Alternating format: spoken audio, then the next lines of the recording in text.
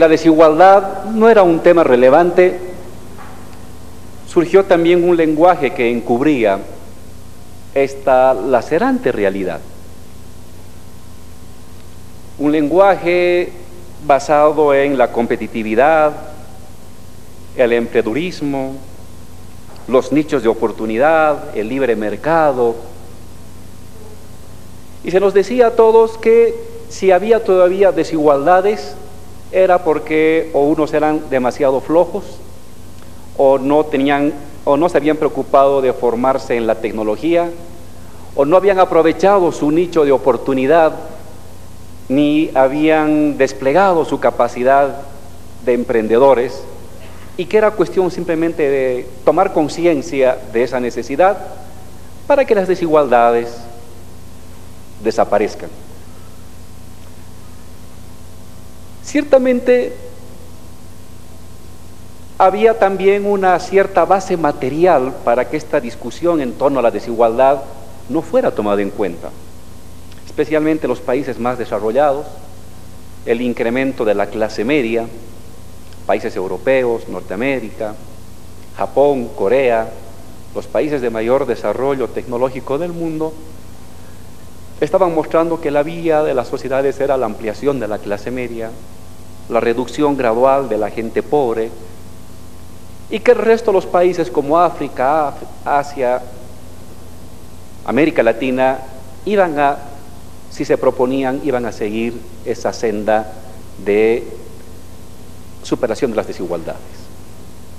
Filosóficamente todo esto fue enmarcado bajo la ideología de el fin de la historia.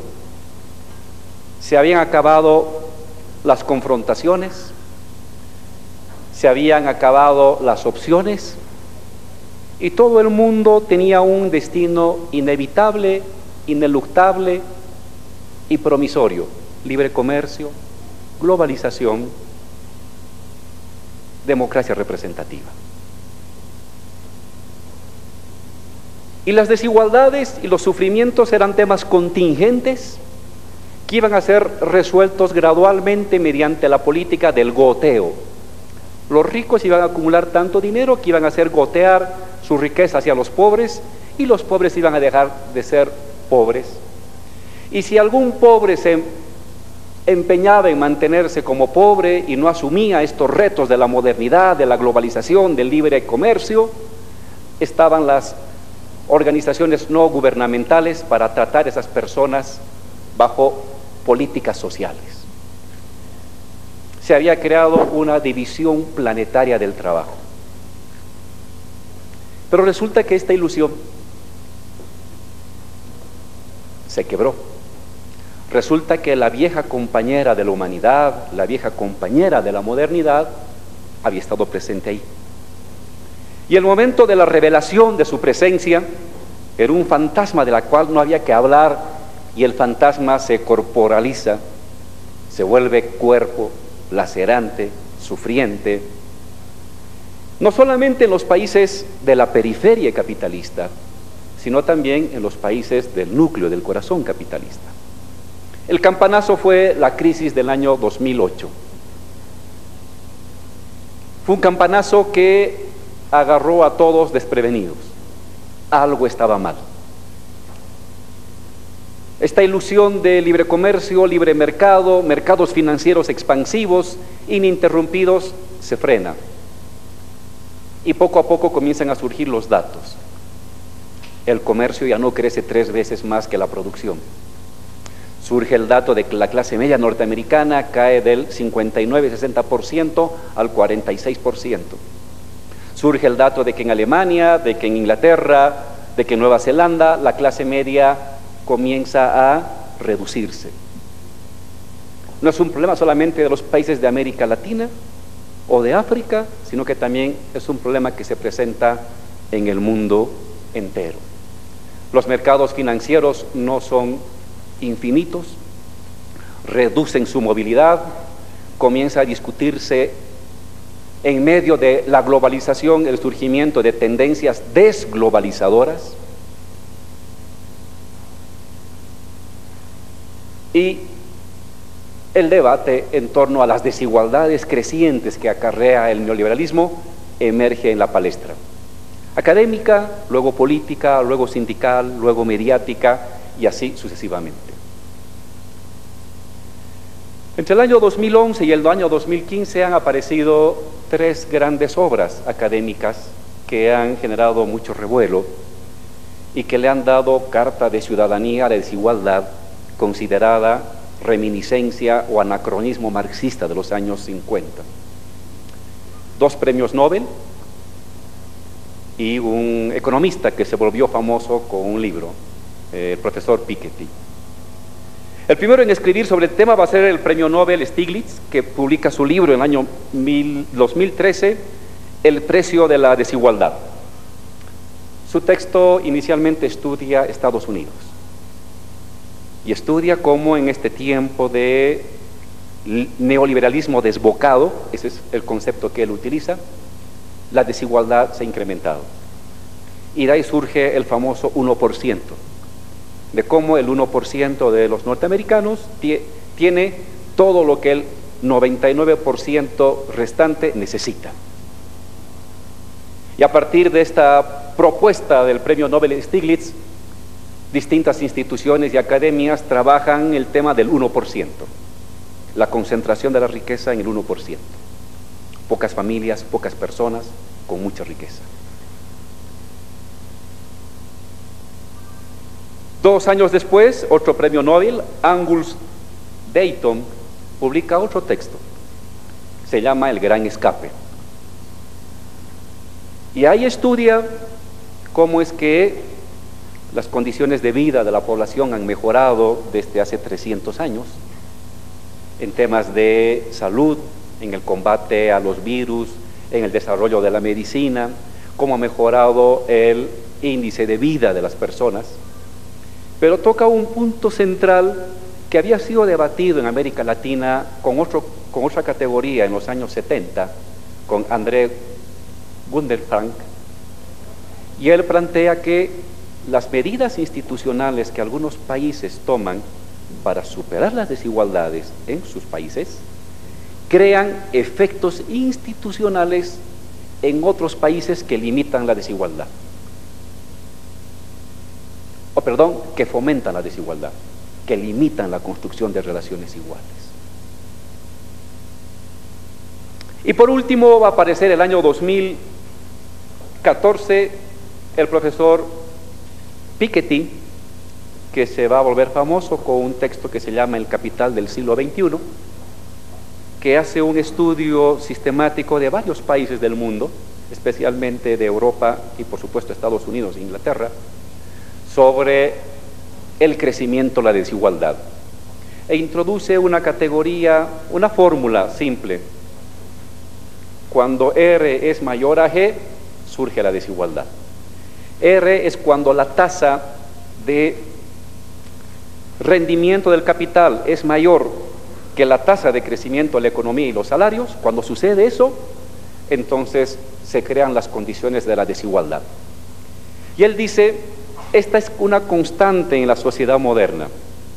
De hecho, esa es la normalidad de la sociedad moderna capitalista, solamente interrumpida durante 30 años gloriosos, los años 40, 50 y 60, cuando esta fórmula se revirtió. Y hace un cálculo simple el profesor Piketty. La economía en condiciones normales del mundo debe crecer o crece en promedio 2%. 2%.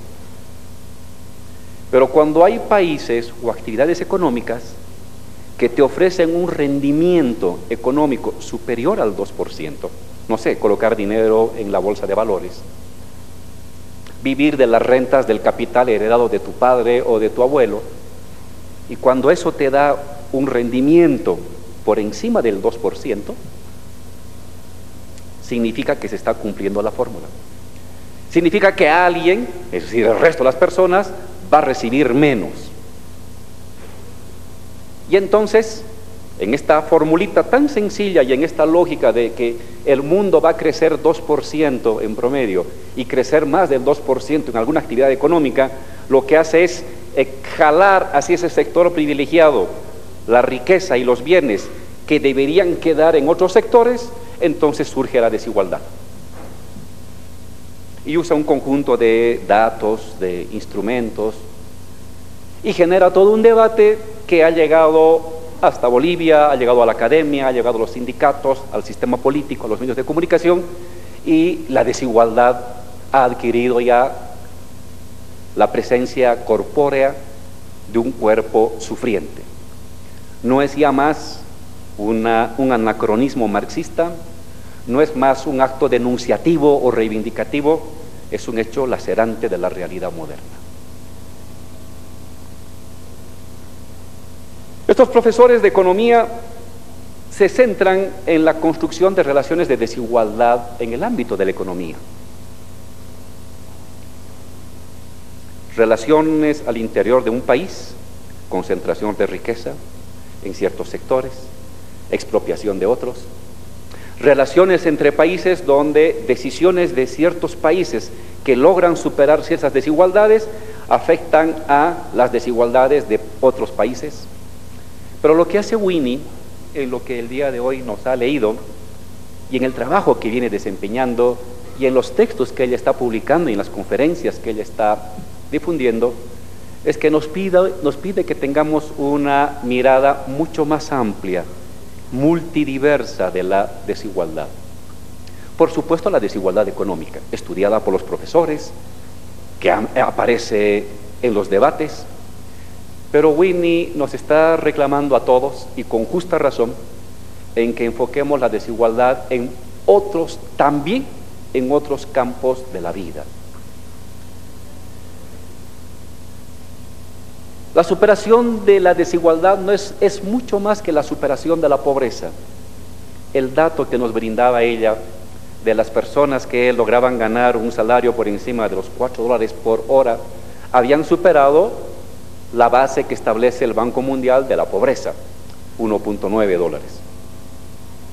Sin embargo, las relaciones bajo las cuales se encuentran esas mujeres trabajadoras no están exentas de relaciones de desigualdad. Y entonces Winnie nos convoca a ver la presencia de relaciones de desigualdad en los estados, en las economías internas, pero que también nos fijemos en las relaciones laborales, en el acceso a los bienes, a los conocimientos para poder producir.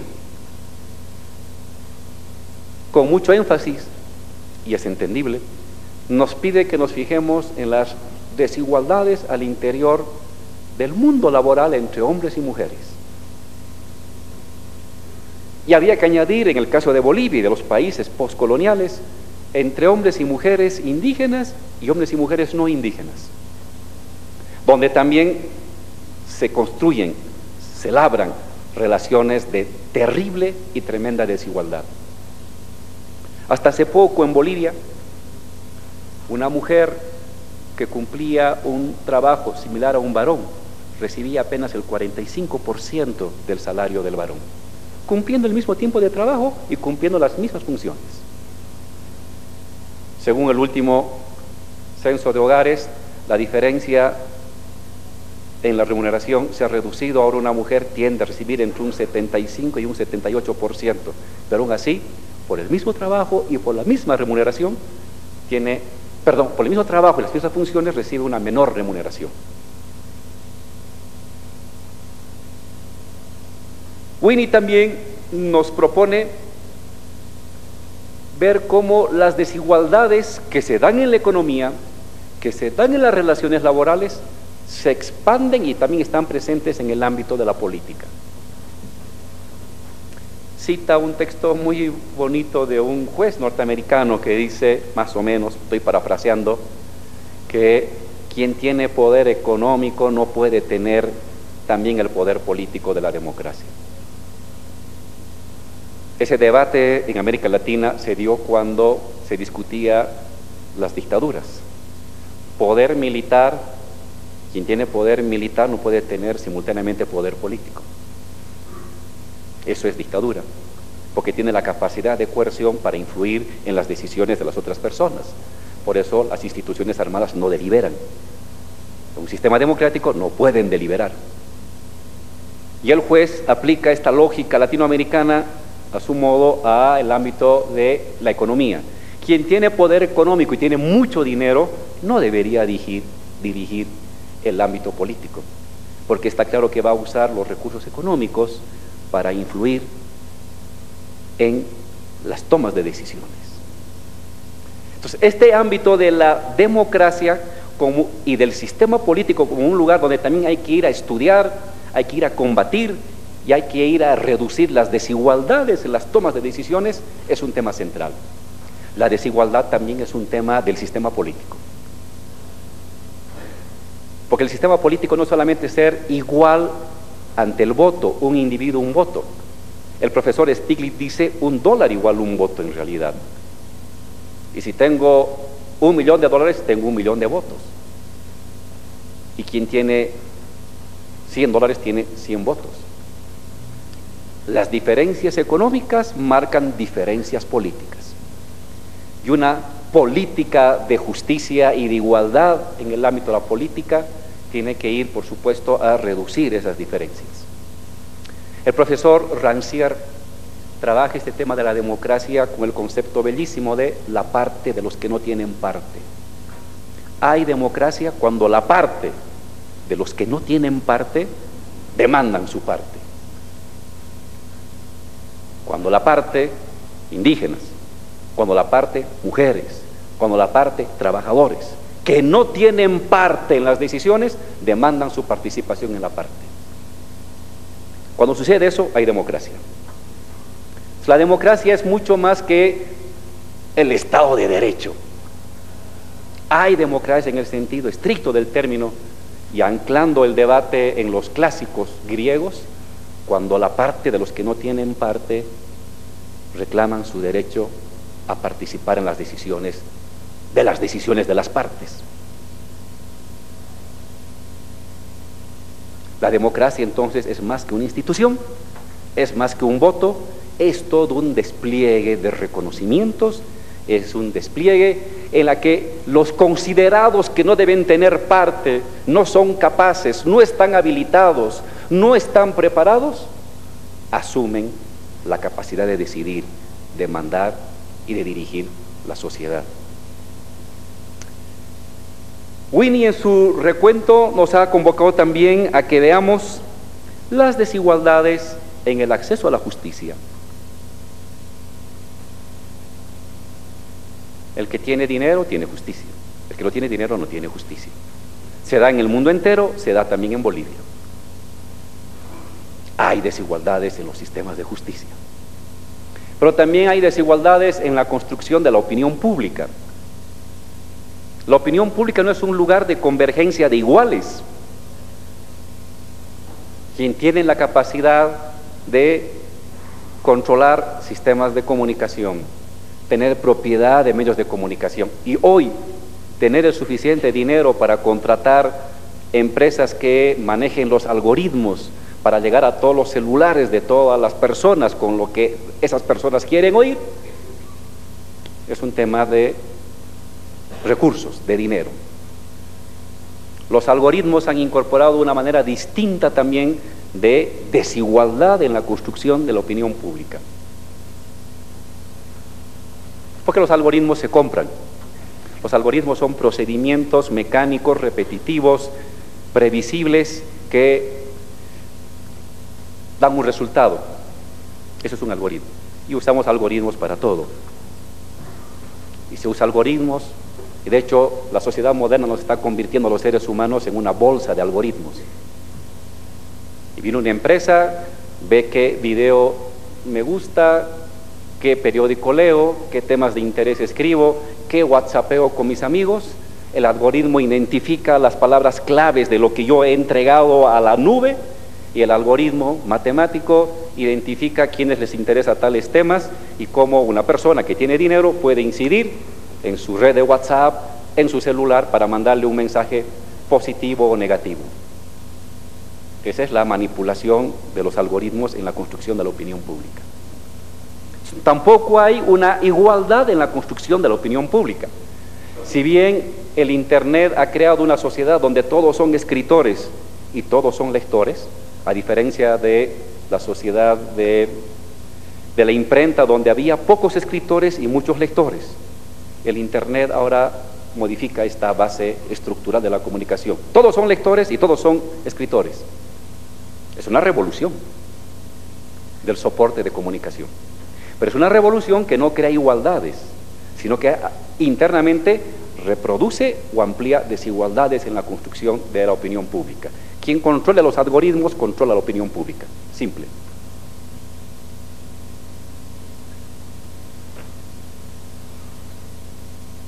Pero hay un tema también que Winnie nos convoca a ver, y ese es un tema que muchas veces se lo deja de lado, porque no es público, no está en la opinión pública, no está en los grandes debates televisivos, solamente aparece en la página roja de los noticieros, es las relaciones al interior de la familia, las desigualdades al interior de la familia.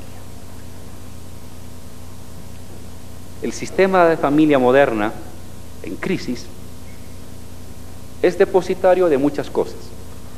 Es el lugar de la reproducción de la sociedad, por supuesto, la reproducción social natural de la sociedad. Es el lugar del desarrollo y despliegue de las facultades amorosas de las personas. Es eso la familia, pero es mucho más que eso. Hoy la familia, en muchos casos, es también un lugar de control de la capacidad procreativa de la mujer, de la capacidad emotiva de la mujer, de la capacidad laboral de la mujer, de la capacidad intelectiva de la mujer y de la capacidad emotiva de la mujer. La familia no es un lugar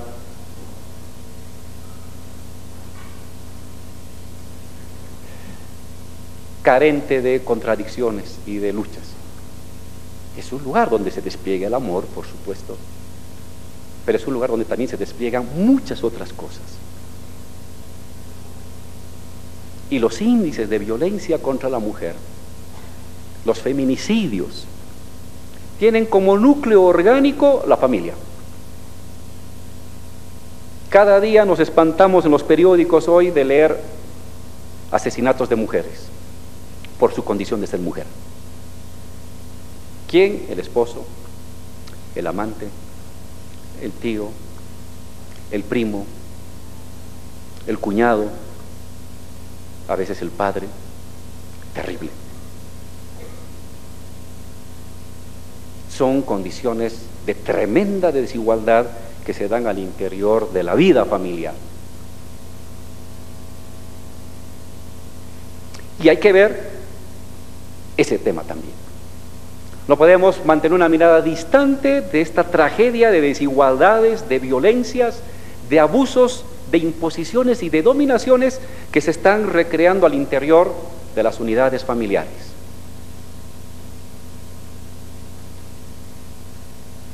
Entonces las desigualdades atraviesan todo, la vida económica entre las naciones, la vida económica interna de los países, la vida laboral en los países, la vida política, la vida jurídica, la vida familiar, la vida comunicacional. Todo el ámbito de la vida cotidiana está marcado por desigualdades. Y la dignidad humana se presenta cuando uno se plantea combatir esas desigualdades, detectarlas, enfrentarlas, buscar superarlas.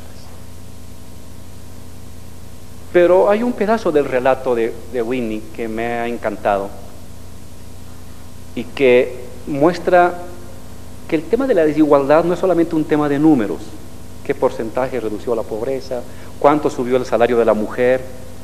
Ya, es una manera de darse cuenta, pero es más que eso. La desigualdad es un tema de sufrimiento humano que tiene rostro, que tiene cuerpo, que tiene nombre, que tiene historia. No podemos tratar el tema de la desigualdad como lo hacen los algoritmos. Los seres humanos no son una bolsa de datos. Los seres humanos, ante todo, somos seres sensibles. Cada célula de nuestro cuerpo está marcada por flujos de sensibilidad. Y la desigualdad es el sufrimiento. Es el sufrimiento de la persona que tiene nombre, que tiene apellido. Es la niña, es el niño, es la mujer, es el varón, es el trabajador. Y el enfoque de la desigualdad tiene que estar marcado por esa mirada, no algorítmica del sufrimiento, sino humana del sufrimiento, corporal, cárnica de la realidad. La desigualdad es un tema de sufrimiento humano. La niña que tenía que ir a recoger agua en un balde del río para preparar la comida. Evo, que tenía que tomar el agua junto a las llamas. Tiene nombre, apellido, textura, cuerpo, sensibilidad. Y cuando uno habla de las desigualdades, nunca tiene que perder de vista su contenido humano. No son números y cifras. Los números y las cifras son construcciones que nos ayudan a simplificar la cosa. Cuando uno habla de desigualdad, está hablando de seres humanos de carne y hueso, de corazón, de alma y de sensibilidades y experiencias, que puede ser la de uno mismo. Y la experiencia de uno no es un algoritmo. No, me niego a convertir la experiencia de Álvaro en un número en medio de una fórmula matemática. No, es un ser humano que sufre, o que ama, o que desea, o que busca. Entonces, este enfoque de la desigualdad como un hecho de condición humana, no de cifra ni de algoritmo, sino de condición humana, es la clave. Es la clave para tener un enfoque diverso, multisectorial. Y cuando uno tiene ese enfoque, también tiene una forma de comprometerse,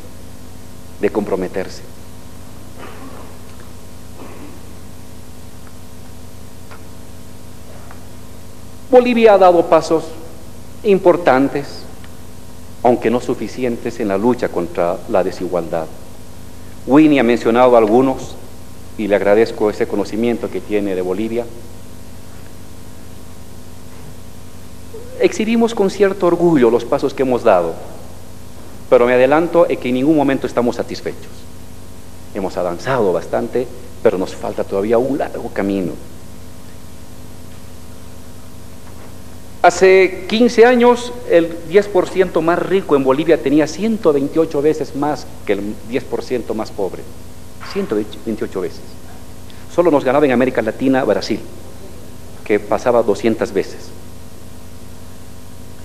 Esa diferencia abismal entre los más pobres y los más ricos se ha reducido notablemente esta década. Ahora la diferencia entre los más ricos y los más pobres es de 46 veces.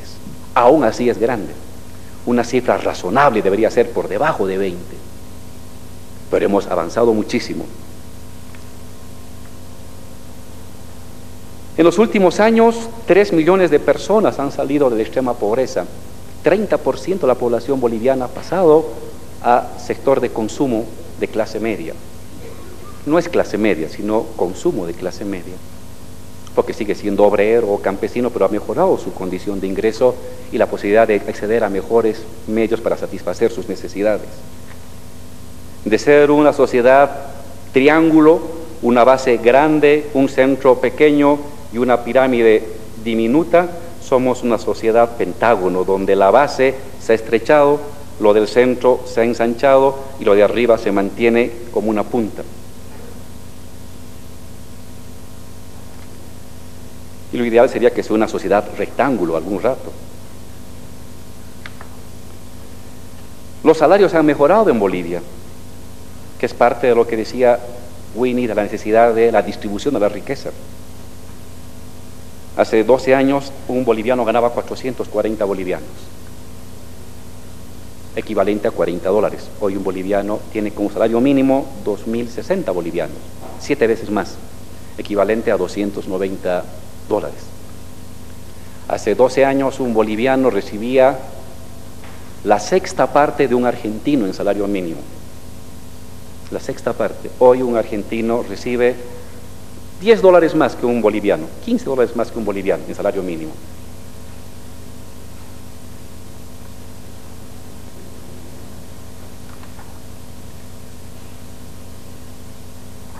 En temas de salud somos el país, según el informe del BID que ha salido hace 3 meses, somos el país que más invierte en América Latina en educación, por encima del Perú, de Guatemala, de Uruguay, de Brasil, de Chile, de México, de Colombia, de Argentina, en proporción a nuestro Producto Interno Bruto.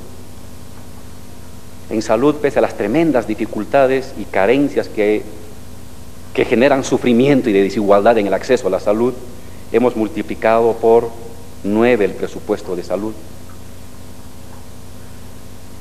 Y está claro que hay que continuar aumentando el presupuesto de salud, de educación, hay que seguir aumentando el salario de los trabajadores, aunque protesten los empresarios, hay que seguir redistribuyendo la riqueza, hay que seguir reduciendo las desigualdades, pero un tema, y con eso quiero concluir, un tema que me queda como lección de lo que expuso Winnie, que no podemos dejar de lado, son la familia y el sentido común.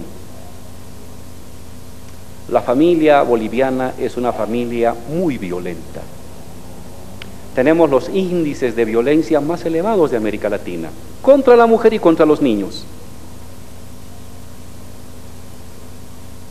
Y a esas alturas ya no es solo un tema de leyes, se han hecho muchas leyes punitivas y se pueden mejorar las puniciones.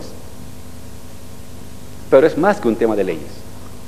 Es un tema de las relaciones personales, que son sociales, porque un individuo es la síntesis del universo, la síntesis del mundo, la síntesis de la sociedad.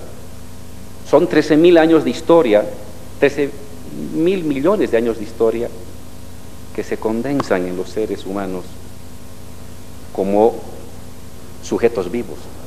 O 200.000 años de vida humana que se condensan en nuestro comportamiento, o 8.000 años de historia en América Latina que se condensan en nuestros hábitos, en nuestros comportamientos, en nuestras acciones. No es el individuo solo de Margaret Thatcher que se educa por sí mismo, no, es la sociedad entera que educa al ser humano. Eso está mal. Somos una sociedad muy violenta. Y es una vergüenza que tengamos el índice de violencia intrafamiliar más elevado del continente. Hoy estamos orgullosos de ser la economía que más crece en América Latina, 4.5%. Estamos orgullosos de ser la economía que tiene más reservas internacionales en proporción al Producto Interno Bruto. Estamos orgullosos de aplicarles a las empresas. Winnie decía que aplicarles impuestos a las empresas. A los petroleros les aplicamos el 82% de las ganancias al Estado, a los banqueros el 50% al Estado, a las empresas mineras el 55% al Estado. Ningún país de América Latina hace eso. Estamos orgullosos. Pero ¿y la familia? Exhibimos cifras macroeconómicas satisfactorias de una sociedad que está buscando la justicia y la igualdad, pero exhibimos cifras de una vida familiar tremendamente violenta, tremendamente desigual, tremendamente abusiva, con niños, con mujeres.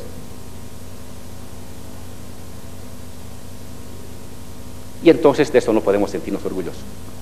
Este es un área que hay que trabajar, reducir las desigualdades de opciones, de derechos, de oportunidades, de acceso a protección de la vida familiar. Hoy por hoy es un campo tremendamente conflictivo y claro, tenemos una doble moral.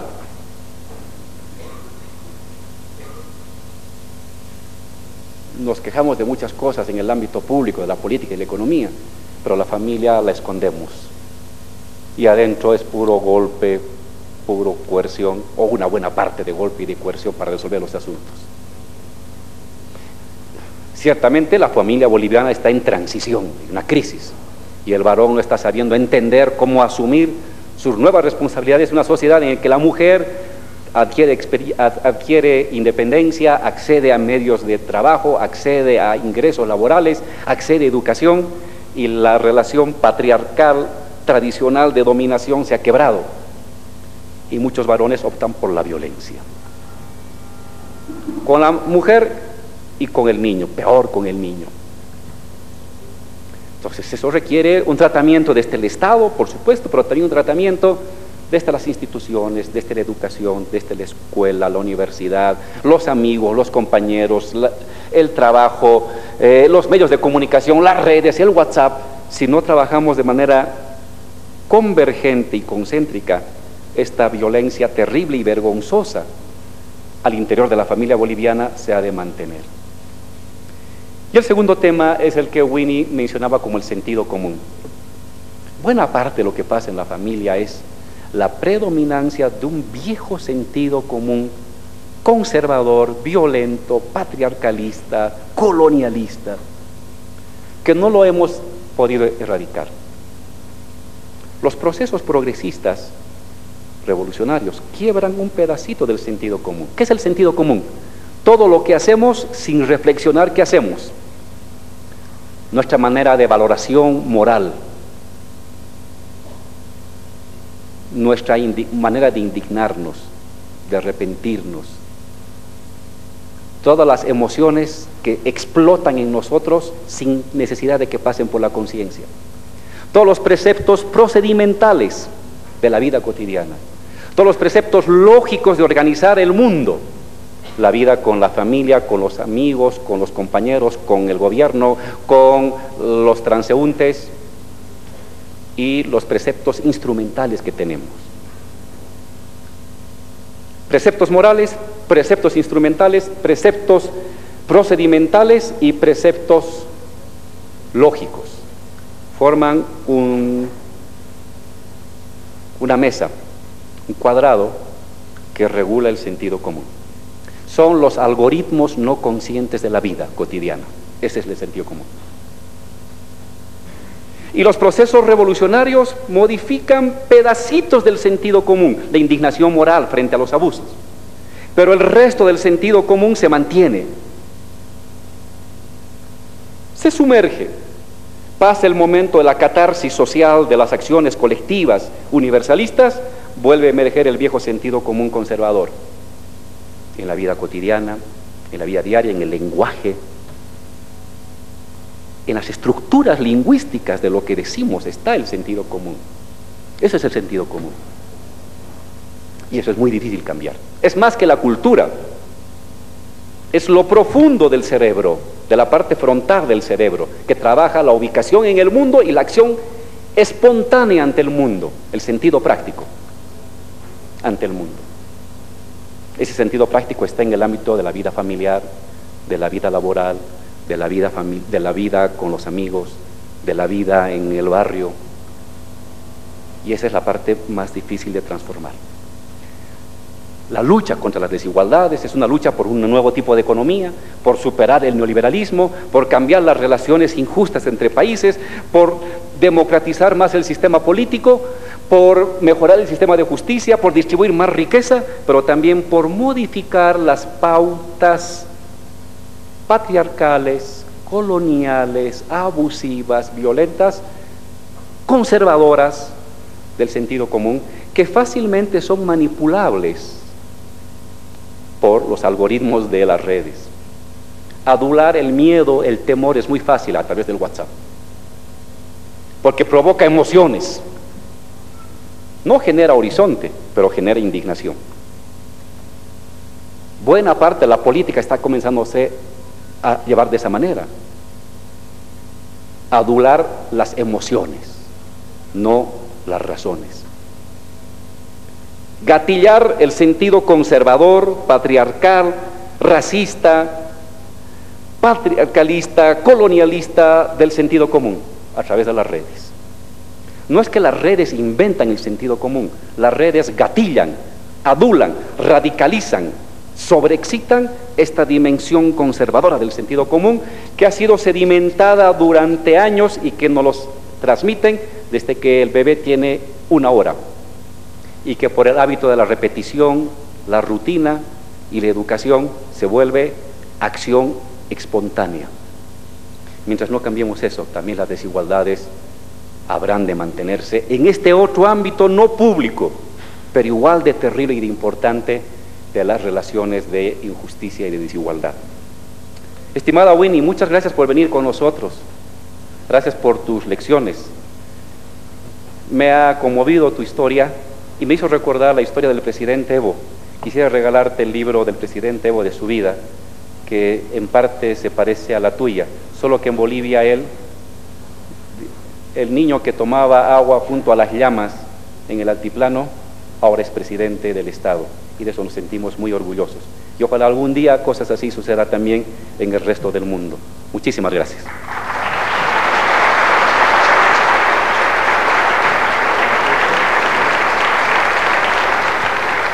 Así concluye el Seminario Internacional Desigualdad en el Mundo 2018, donde participó el vicepresidente del Estado Plurinacional de Bolivia, Álvaro García Linera.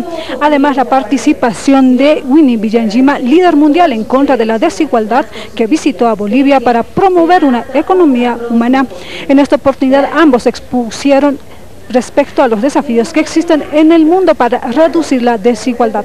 Además, cabe resaltar que Winnie Byanyima es directora ejecutiva de Oxfam Internacional y defensora de los derechos humanos, una actividad importante que se ha desarrollado en instalaciones de vicepresidencia. Con este panorama, retorno con ustedes. Y gracias, Leticia Catumo. De esta manera se ha desarrollado esta importante conferencia sobre la desigualdad en el mundo 2018. La directora internacional de Oxfam ha participado de la misma, pero también el vicepresidente de Estado, Álvaro García Linera. Y de esta manera cerramos esta edición central de BTV Noticias. Gracias por estar con nosotros. Buen fin de semana. Buenas noches, Bolivia. Chao, Milton. Chao, Iván. Así es, que tengan un excelente fin de semana. Permiso.